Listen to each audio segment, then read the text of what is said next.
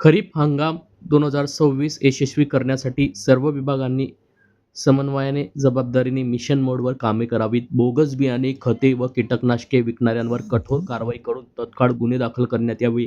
एकही शेतकरी बियाणे व खतं पीक कर्जापासून वंचित राहू नये असे स्पष्ट निर्देश राज्याचे पाणी पुरवठा व स्वच्छता मंत्री तथा जळगाव जिल्ह्याचे पालकमंत्री गुलाबराव पाटील यांनी आज जिल्हाधिकारी कार्यालयातील बैठकीत यावेळी अधिकाऱ्यांना दिले आहे. यावेळी पालकमंत्री गुलाबराव पाटील यांच्या अध्यक्षतेखाली जिल्हाधिकारी कार्यालयात ही बैठक संपन्न झाली. याप्रसंगी वस्त्रोद्योग मंत्री संजय सावकारे, आमदार सुरेश भोळे, जिल्हाधिकारी रोहन घुगे, जिल्हा परिषदेचे मुख्य कार्यकारी अधिकारी करिश्मा नायर,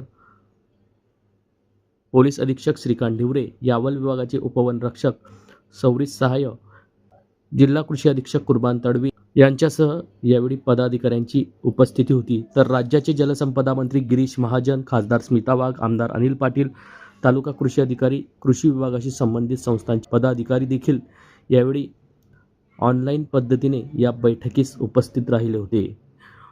या संदर्भात आज दिनांक 16 मे रोजी दुपारी 2 वाजता जिल्हाधिकारी कार्यालय येथे ही माहिती प्राप्त झाली असून पालकमंत्री गुलाबराव पाटील नेमकं काय बोलले आहेत ते जाणून घेऊयात. खरीपाची जी जिल्ह्याची बैठक घेण्यात येते त्याच्यामध्ये या ठिकाणी आयोजन करण्यात आलं होतं. ऑनलाईन ही बैठक होती, पण त्यामध्ये सुद्धा तरी माननीय आमदार राजूमामा भोळे असतील, माननीय नामदार सावकारे साहेब आहे, अनिल दादा आहे, गिरीश भाऊ, सगळेजण त्याच्यामध्ये सहभागी झाले होते. आणि येणाऱ्या हंगामाची कशा पद्धतीची आखणी केली पाहिजे, मग मटेरियल असेल, बियाणं असेल, पाणी असेल, इतर गोष्टी असतील, या सगळ्यांचा आराखडा ज्याप्रमाणे आपण तयार करतो त्या पद्धतीच्या सूचना देण्यात आलेल्या आहे.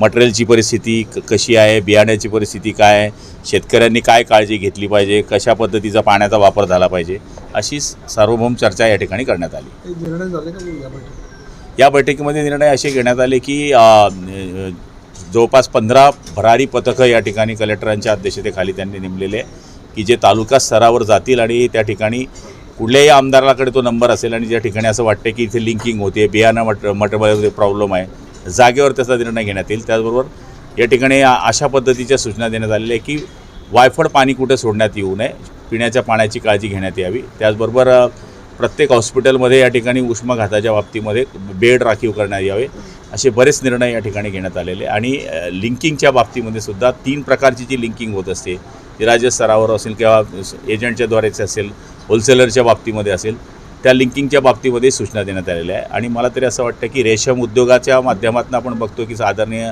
वस्त्रोद्योग मंत्री जिल्ह्याचे असल्यामुळे 500 एकर जे या ठिकाणी रेशमच्या माध्यमामध्ये या ठिकाणी कपाशी लावल्याप्रमाणे शेतकरी पुढे पळत असतो, त्यांनी रेशम उद्योगाकडे वळावं याच्याकरता यावर्षी 2000 एकराचं उद्दिष्ट या ठिकाणी संजीव भाऊंच्या मार्गदर्शनानुसार कलेक्टर महोदयाने ठेवलेलं आहे. आणि कृषीच्या सहकार्याने हा जर लोकांनी अवलंबला तर मला तरी असं वाटतं की बरेच शेतकऱ्यांचा सत्कार करत असताना 10-10 लाख रुपयाचं शेतकऱ्यांनी उत्पन्न घेतल्याचं आम्हाला आढळून आलेलं आहे. त्यामुळे फक्त कापसावर, सोयाबीनवर न अवलंबून राहता इतर पिकांवर या ठिकाणी अल निनो येतो आहे, त्यामुळे शेतकऱ्यांनी कधी पीक लावावं ह्या सुद्धा सूचना करण्यात आल्या.